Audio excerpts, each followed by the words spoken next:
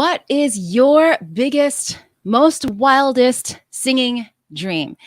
Is it to sign a deal with a major record label, or release your own album of original songs, or sing solo at one of the best live concert venues in your city, backed by a professional band? Well, what if I told you that even your most wildest dreams could be within your grasp? In this live interview, we're going to be discovering how one person was able to go from being an untrained, non professional singer to standing on stage and performing solo at one of the most prestigious performance venues in Hong Kong. This episode is all about setting big goals, overcoming fears, and living life to your fullest potential. So, if you have big dreams that you want to achieve, then stick around for some inspiration. Hello, my name is Crystal Diaz, and yes, we are live. I am a singer, vocal coach, and co founder of the Online Vocal Academy. And before we dive into today's live interview, I gotta say, it's actually really good to be back live with all of you. I took a bit of a hiatus from my monthly live streams, mainly for the summer break. But I'm super thrilled to be back online with all of you again. Now, as I was preparing to kickstart this new season of live guest expert interviews, I decided that I don't want to be calling this interview series just guest expert sessions anymore, because it's kind of boring, right? Kind of generic name, right? So starting today, I am giving it a fresh new name, and I'm calling it the Music Connection Talk Show, brought to you by the Online Vocal Academy. So in this live talk show, every month or so, I invite a special guest to basically talk shop with me. And so what does that mean exactly? Well, if you are an expert in your field, whatever field that may be, and your life has been significantly influenced by music, plus you've got an inspiring story to tell or a fascinating topic to talk about, then you are exactly the kind of person that I would love to have on this show. So if you'd like to be featured in future episodes of what we are now calling the Music Connection Talk Show, or you know somebody who would be a great fit, then be sure to reach out to us, send us a comment in the wherever you're watching this video, or you can visit onlinevocalacademy.com and send us an email there. To kickstart our very first episode under this newly named Music Connection Talk Show series, I'm super excited to have Jonathan Hui as my guest today. Jonathan is a student of mine, and he is also a longtime family friend. So from having a successful corporate career to becoming a champion Endurance Cup Pro-Am race car driver, to singing solo for the first time at the Hong Kong Coliseum, Jonathan is somebody who is not afraid to dream big, and he certainly knows how to make his big dreams a reality. Welcome to the live stream, Jonathan. Hey, Jonathan. So Hi, great Crystal. to have you here. Thank you And for I'm just having going to me, and give... I'm delighted to be the first guest in your new series. Yeah, I know. First guest of our series here. I'm just going to give a couple shout outs here. I see Alicia. Hello, Alicia. I see, is it Sai? Hey, Sai, nice to see you. Hello. Elena Santos is here. And Stacy. Hey, Stacy, long time no see. Great to have you here. Hello. And Elena says you are watching from Singapore. So welcome, welcome. All right, welcome, Jonathan. You know, I feel like we have a lot to talk about today. Thank you so, and I'm really excited to dive into it. And to give everybody a little bit of context, Jonathan and I have actually known each other since we were younger. But Jonathan didn't officially become my vocal student until very, very recently. I think it was 3 months ago now, Jonathan, Yeah, around that. Yeah. about that, yes. I will never forget the conversation that we had when you first reached out to me a couple months ago. And I just have to share this. You said, ever since you were younger, you had two big dreams, right? One was to be a champion race car driver, and you succeeded in achieving that. You won the GT World Challenge Europe Endurance Champion Cup in 2021. Is that right? That was just That's correct, yes. that's amazing achievement. Thank you. And your second dream was to sing at the Hong Kong Coliseum. Now, for those of you who don't know, the Hong Kong Coliseum is the most iconic live performance venues in Hong Kong. If you grew up here, you know what the Coliseum is and you know what it means to perform there. And Jonathan, you actually made this happen earlier this month. It was a hugely successful show. You sold 6,500 tickets, a lot of money raised for charity. There was a lot of great positive feedback from the event as well. And Hmm. how are you? We were just talking about this before you went live. Are you fully decompressed from the big stretch of the event? You're feeling energized again after that. Well, it's taken a good couple of days, I think maybe close to a week to really process everything, the magnitude and the gravity of actually what really happened, because as you alluded to, the Hong Kong Coliseum is such an iconic place. And even for an artist, it's really difficult to get a slot there. So, let alone a mere mortal, your average person in Hong Kong, it's almost an impossible dream. So it was a little bit of a miracle, and I guess maybe we'll talk a little bit later about how the whole thing came about. But yeah, I mean, that really was one of those really special moments that I'll never forget. And when you finish doing something like that, it's a big bucket list item checked. It's going to take a couple of days to sort of get back to normalcy and reality, and going back to the office 9 to 5, and suddenly everything is sort of back to normal.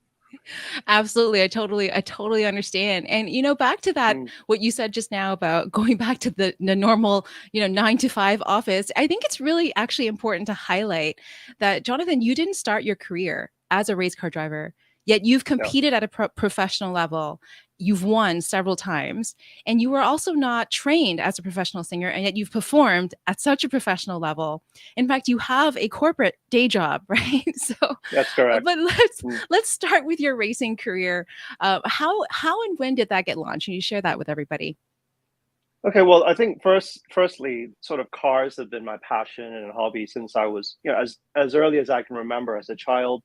The only things I was really interested were toy model cars, and as you can imagine, invariably that led to when I was getting my license in Canada. Then obviously I really enjoyed the driving aspect because sort of that connection between man and machine is sort of something that I really enjoyed, and it's something that's really personal that no one can interfere. And I think that's something really special for me as someone who really loves cars in general and who loves driving. But I didn't really start my racing career until 2004. And at that point in time was really just to sort of dip my toes in racing. It was at a very grassroots level. In fact, the first type of racing I did was I modified an old a car I had for road use for racing duty and shipped that over to Zhuhai in China. And that was 2004, and off we went. So it was sort of pretty grassroots level, but I'm looking back, I think that's the right place to start. As with a lot of things, you really want to start at sort of the bottom and work your way up. So yeah, that's sort of when it started, 2004. Amazing. You said you've mentioned before that you focus on long distance endurance races. I have Mm, very little understanding, but I did watch a movie about this once. I think you probably know what movie yeah, I'm talking about, the one with Matt Damon. yeah. And Hmm. can you explain to everybody, what does a long distance endurance race involve when it comes to driving? Okay, so I think people who might be a little bit more familiar with the type of racing you typically watch on TV, we call that sprint racing. And so typically that's, let's say, one driver. It might be sort of 30 minutes to maybe 60 minutes a race. And generally, it's you just drive flat out all the time. And so the fastest guy wins. That's sort of the racing that I did at the beginning in 2004 until and on and off for a number of years after. But when I got my first taste of endurance racing in 2012, the big difference is that endurance races are typically 3 hours at least to up to 24 hours. And of course, in the context of those races, you have more than one driver. So if you can imagine, it's sort of like a relay race, like a baton. You're handing a baton to the next driver, and it's sort of like a relay. And so essentially, you keep going around the circuit and driving for whatever the duration of the races, and whoever has done the most laps in the most simplified sense is a winner in the end. So the endurance racing, the biggest difference is that there's a lot of strategy involved because of the length and duration of the races. There's so many changes that can happen. And also, it's not just a race about speed. It's a race about consistency and who's making the least amount of mistakes. So because let's say, for example, if you go into the pit lane, you have to change drivers, you have to change tires, you have to add fuel in the car. All of these actions can lead to loss of time. So it really is a massive team effort to try to get to the front, to try to win a race. And for me, there's this element of strategy and teamwork, which I really enjoyed. And that's sort of the reason why I changed my focus starting sort of 2017 into this endurance racing format. And by chance, the following year in 2018, I had the wonderful privilege and opportunity to form a team with another three fellow Hong Kong drivers. And that particular year, we were tasked to represent Hong Kong officially as athletes for the first time ever. Actually, no one has done it before. And I happened to be in the right place at the right time. And we went to Dubai, a 24-hour race, and we came third in that race. So it was a really proud moment, bringing the Hong Kong flag onto the podium and being officially representing the city, which is something that I always dreamed about, and is one of my most proud achievements.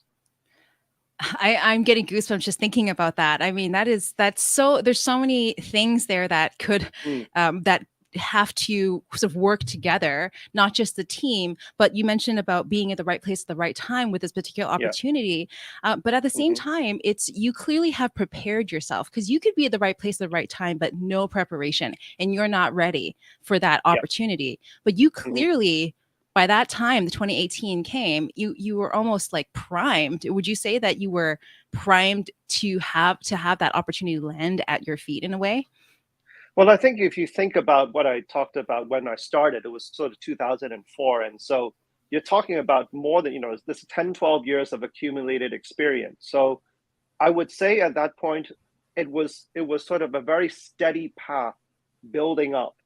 And I think in today's world, when we think about sort of instant gratification, we think about so many overnight successes, and that's all great. And I'm really happy for the people who achieve that. But I would like to think that's not necessarily the norm, and that all the preparation you've done leads up to better opportunities. And as you said, when those opportunities come, you are then better prepared to make the most of them. Absolutely. And you couldn't have put it any better with the overnight success. It's so often we see this, right? What we see is the overnight success, but we don't see the behind the scenes and all of the things that had to happen in order to lead to that moment. It's such a huge accomplishment having represented Hong Kong and also winning the champion in 2021 at the Fanatec GT World Challenge in Europe. Would you say that you rehearsed achieving these milestones in your mind? Did you see this playing out in your mind before they came? Is this something that you just rehearsed in your mind from years ago? Well, that's an interesting question, because you set a goal. I mean, that is the ultimate goal. Winning a championship in Europe is sort of, for my type of racing, it probably is one of the ultimate achievements that you want to achieve during your career. But your question about, do you rehearse it a lot and do you think about the outcome a lot? I think that's, you got to be really careful of that, because when I was younger, when I first started, of course, I was very fixated with winning. But when you first start, you think, okay, I really want to win. I want to win. And then what you realize very quickly is that you don't enjoy the process so much, and that you're so fixated on the outcome that when you don't achieve the outcome, you get very frustrated. And that actually affects your performance. It affects your learning, especially, which is, I think, the most critical element. It is a detriment for your ability to learn and analyze from your mistakes. So I think in time, what I learned was to set a goal and have that target, but then not be too fixated with the particular outcome, just being focused on, I must win and I must achieve that. And funnily enough, when that was achieved in the end, there's also a real mixture of emotions, because I suppose if you look at the headline, it's like, okay, you've done this crowning achievement. It must be the greatest moment. You must be totally elated. I mean, that's what you would expect from a headline like that. But if I'm able to share honestly, in that moment, all I felt more of was relief because, I spent since 2019, I was third in the championship. 2020, I was second in the championship. And 2021 was, I won it in the end. But let's say before the final race, which was the decider, I was still in quarantine, serving my 14 days quarantine here. And I knew in about 2 weeks, I would have to leave again to go to Barcelona to contest the final race. And I knew that after that race, I would have to come back to face 21 days of quarantine. So if I'm honest, there was a moment when I thought, do I really want to give up another 21 days of my life? And for those of you who have experienced hotel quarantine, it isn't exactly the most pleasant time. And mentally, it's very challenging. A family of two young kids, you're sacrificing a lot. And so I think on that note, I mean, when I was having doubt, I had a conversation with someone who's actually an artist in your industry, and someone who's won a lot of awards in music and also in movies. And I said, I'm seriously having doubts if I should go because there's no guarantee that you get any result. You could go to Barcelona and have a car crash into you the first lap and it's done. And then you come back and you'd be miserable for 21 days, locked up in a room. And, it was really difficult to bear. And what he said was, look, you're trying to achieve something that no one has done before in Hong Kong. You think that you're going to do this without making a major sacrifice? And I said, okay, that's true. And he said, you trust me when you look back in time, you will have said that it's worth it no matter what the result is, because those 21 days, when you look back, won't be as bad as when you have to go through that particular process, which I think there is also some truth to that, So it was actually that conversation, which also gave me a little bit of extra motivation to go and take on the challenge. And thankfully, yeah, I was very relieved that in the end that we did win. I mean, I did win that championship and made the historical moment. Well, it sounds like not only were you very well prepared, but you had the right people around you to talk to help guide you in these critical moments, which is so important as well to have that team. Like you talked about your team, and it's not just about you; it's about the different people, and everybody is coming together to make something incredible happen. So the people you surround yourself with is incredible, and also, how true. No truer words have been spoken. I'm sure that you don't look back with any regret with that decision. That's for sure.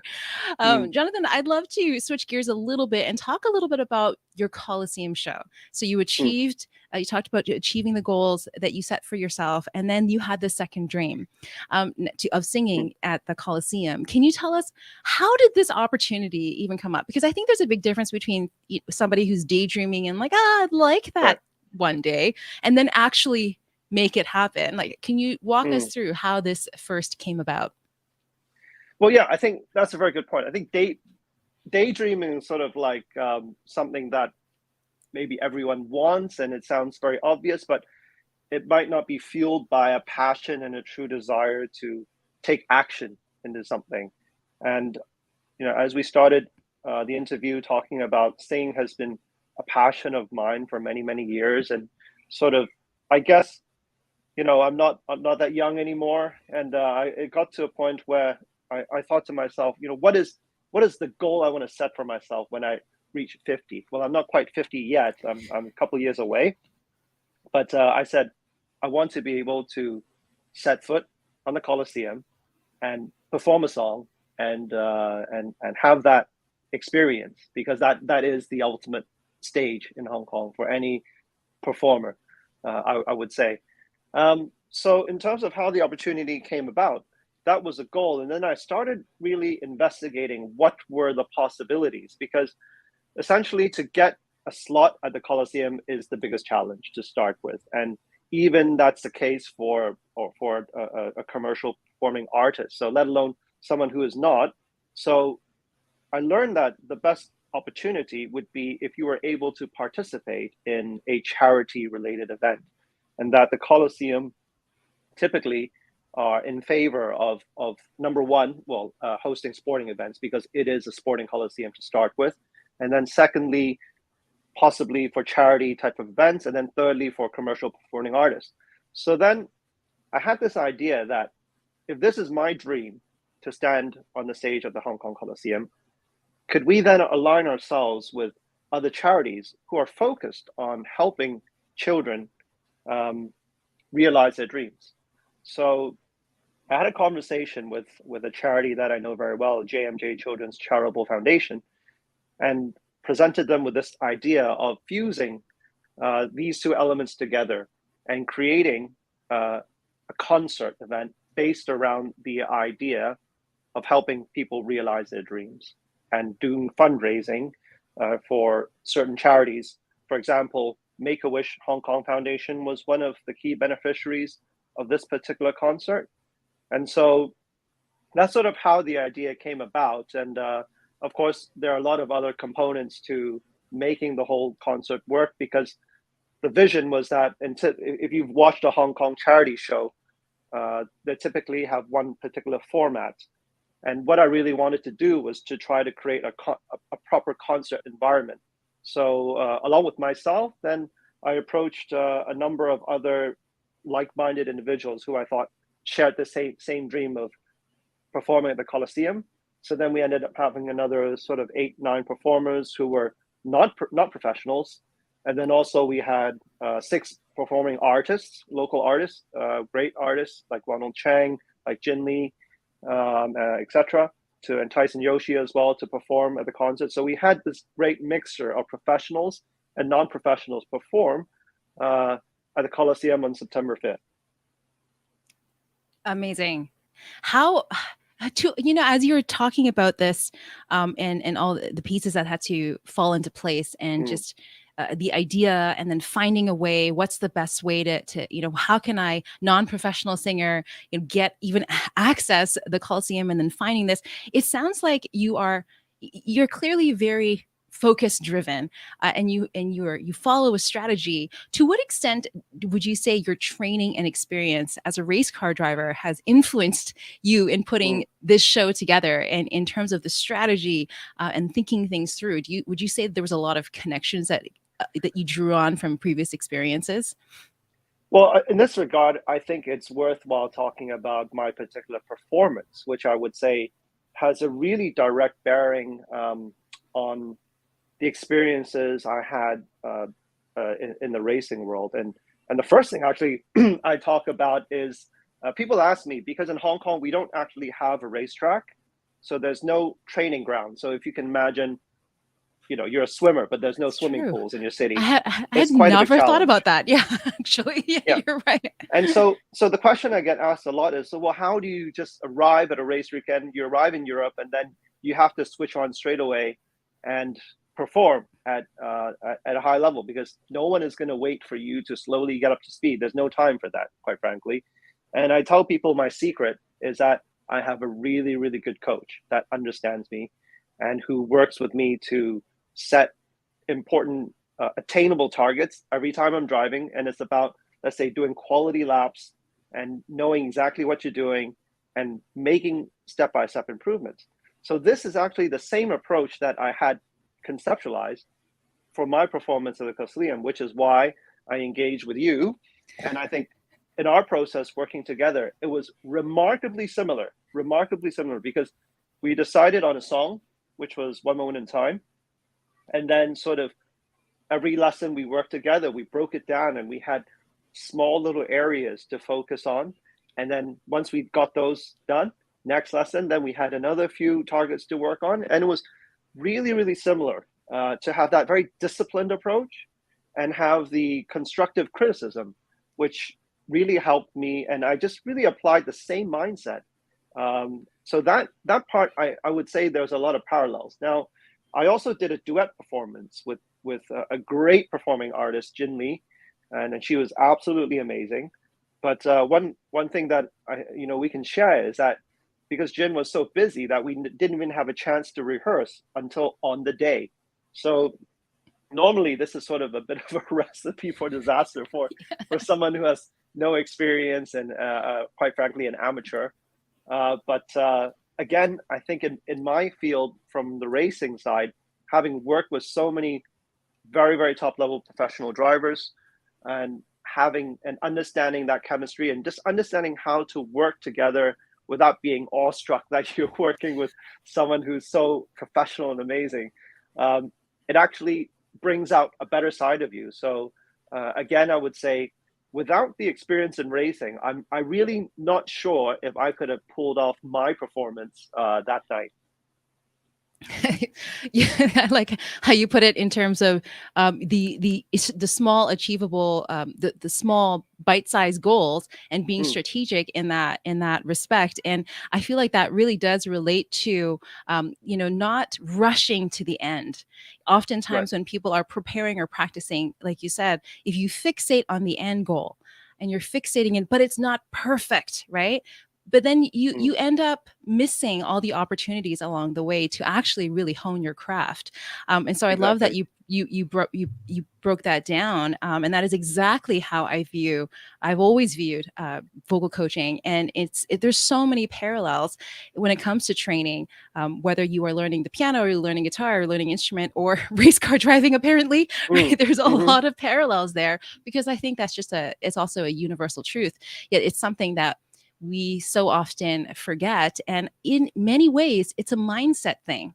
It's a Yes. mindset thing. We have to Mm, change how we set goals, how we hit targets. And you brought up that idea of hmm. of a person's mindset. And I mean, it's so important. I can't stress enough when I work with artists and before they get up on stage. Even for me as a performer, I know like 80%, 90% is all how I approach how I change my For mindset. sure. And I'd love for you to talk about that a little bit as somebody who has been in very, very high stakes situations with what you do. Mm. How, to what extent, I'm sure you believe the same thing about mindset, but how do you personally keep your mindset strong? Because it's so easy to falter. And of course, you mentioned before having the right people around you, but I'd love for you to speak to that a little bit. Is there a personal process or something that has really helped you to keep that mindset working in Mm. your favor? Well, I think it requires a very disciplined approach. And I think the key thing for me always has been about a willingness to learn and to to just take every learning opportunity with open arms, really. And I like to, even if I think I know about certain things, I'd like to hear what, especially people you trust, professionals you trust around you. I would love to hear their opinion and maybe try it and just experiment with it and try to learn from it, especially when there's mistakes. I think this is the most important part, is to be willing to accept that mistakes happen, because we are human. I know nobody is perfect, and I mean, I don't like making mistakes, but I have to say the biggest improvements I've always had, let's say from the racing side for sure, was when I made a mistake and I just tell myself to make sure I don't do that again. And I think that's sort of like, a very step by step approach to getting better. So rather than thinking that mistakes are setbacks and that it's you're not you're you've gone a step backwards, if you take that as an active learning opportunity, you're actually making small step forward to becoming better and stronger. Absolutely. I couldn't agree with you more. Jonathan, if you could go back in time and do this all over again, is there anything that you would do differently? Well, leading into the thought that I just shared, I won't actually go back in time and change anything, because I think what we did for that particular evening represented the best of what I think I could have done. And I feel comfortable that I prepared as best I could be. Now, it wasn't a perfect performance. I mean, there were certain notes where the pitch wasn't so good, and I wish I smiled a little bit more, because it's when you're so focused on your performance and when you don't have that experience, you're not smiling so much. And of course, let's say technical things like how I held the mic, the position.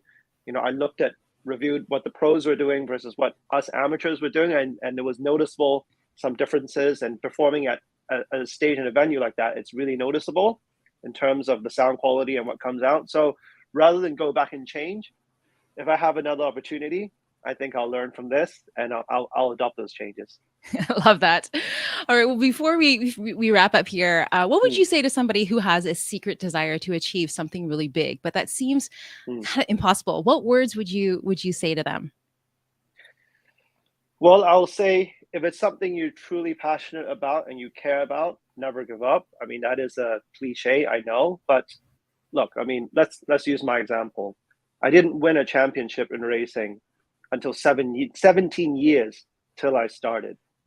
You know, this first dream of singing at the Coliseum was ignited 25 years ago when I went for the first concert I ever attended at the Coliseum, which was a Leslie Jones concert. So, you know, it never left my mind, these dreams. But having said that, sometimes you can't really rush a dream, and you have to believe that certain processes need to happen in order for you to be ready for that opportunity when it comes.